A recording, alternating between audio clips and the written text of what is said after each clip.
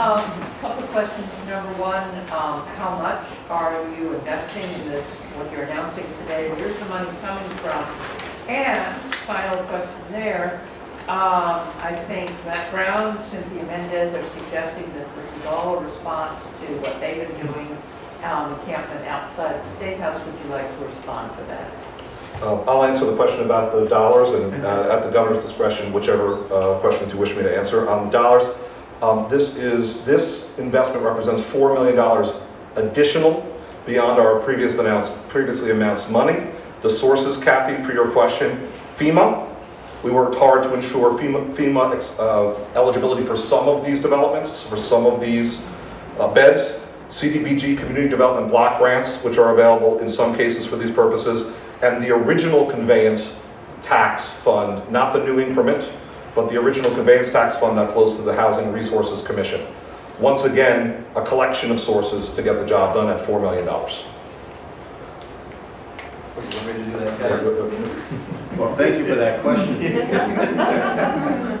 No, I say, look, we are listening to anybody who wants to talk about the issue, but I think it's a little presumptive to think that any one group got us here today.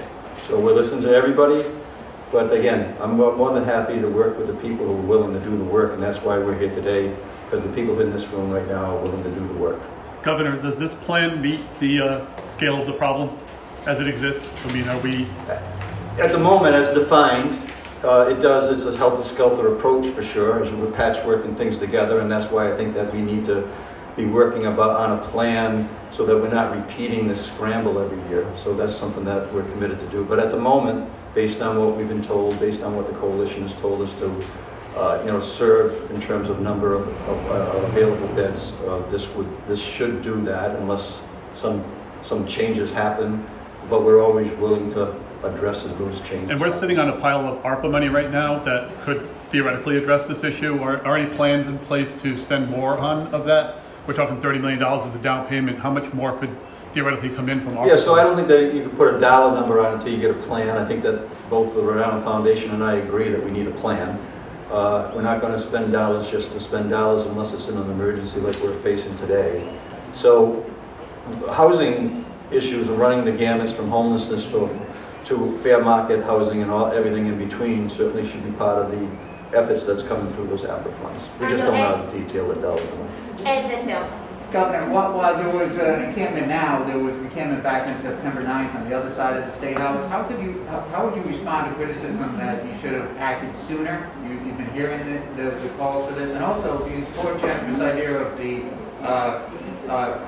right to shelter that they have in Massachusetts, that legislation? Yeah, well, any legislation that comes in that's favorable to the conditions to help people in the state of Rhode Island, we'll take a real strong look at that if it gets to my desk.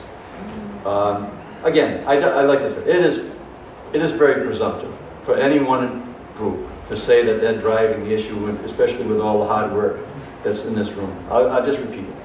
We're willing to work with anyone who's willing to do the work. Bill? Senator Mendes has called you cruel, both here in interviews with me and on national television. Matt Brown, a number of times, has said it's the policy of Dan McKee for people to sleep on the street and freeze to death. It's a human issue. What's your human response to that kind of criticism? Well, I think I'm not going to talk back about personal attacks during this time frame that we all know why those personal attacks are coming. But I would just say, look, everybody in this room has been committed to helping people their entire lives. That's no different with me. Thanks, everyone.